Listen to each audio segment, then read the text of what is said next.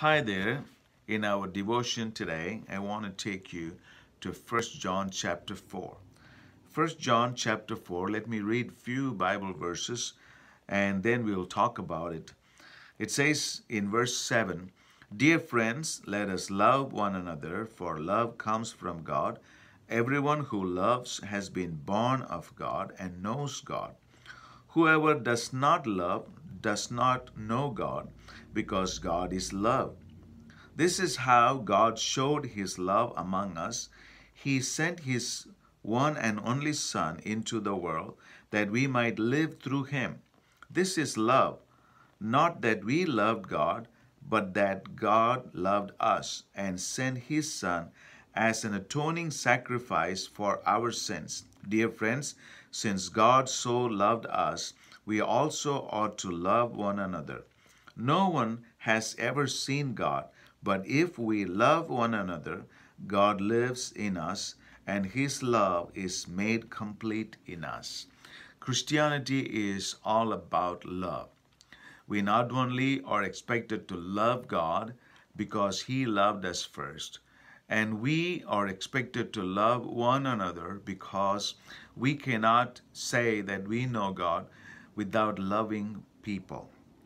So it's all a very basic teaching in Christianity that the moment you check yourself whether you know God or you love God is by looking at yourself how much you love people around you. It says, "Dear friends, let us love one another." It says it's a command that Jesus gave that you have to love one another. Why? Love comes from God. How he showed his love? He showed his love to us by him sending his one and only Son and by giving him as a sacrifice for our sins. And because of Son Jesus, that we receive the forgiveness of God. And so we understand the love of God that overwhelms us because of his Son who is forgiven us all our sins. Now it says, "Dear friends, since God so loved us, we also ought to love one another." We have a responsibility to love one another. Now, he continued to say so many things about how much it is important to love one another. And let me read verse 18. It says, "There is no fear in love, but perfect love drives out fear, because fear has to do with punishment. The one who fears is not made perfect in love." Many times that people don't love people because people have hurt them in their life. And because people have hurt them in their life and they don't want to show love to people and they shrink from loving people. But it is so important that if you love people, there is no place for fear, because fear has to do with punishment. And perfect love, Bible says, is going to drive out the fear.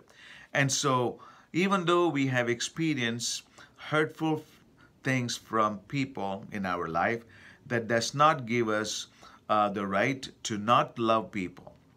Just because somebody hurt you in the past in your life does not mean you have the right not to love people.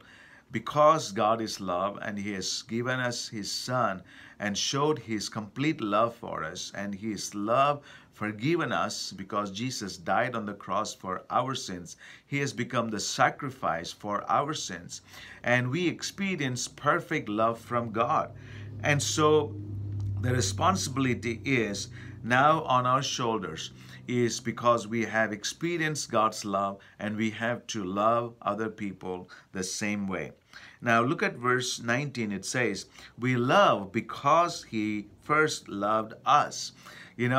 And the moment we experience God's love, and his love is just filling our hearts through Jesus Christ, and we begin to pour out the same love for others.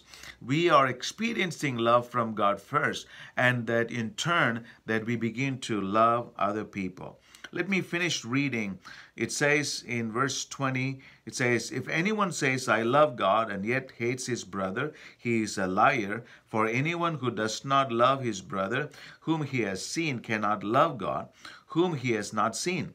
And he has given us this command: whoever loves God must also love his brother. In other words, if you claim that you know God and you love God and not loving people, then there's a problem. According to the word, John says, if you love God, then you have a responsibility to love others also. So experience God's love today by loving others. And God will live in you, and you will experience the greatest love in the whole world. His love is perfect. May God help you to experience His love all through this day and the rest of your life. God bless you.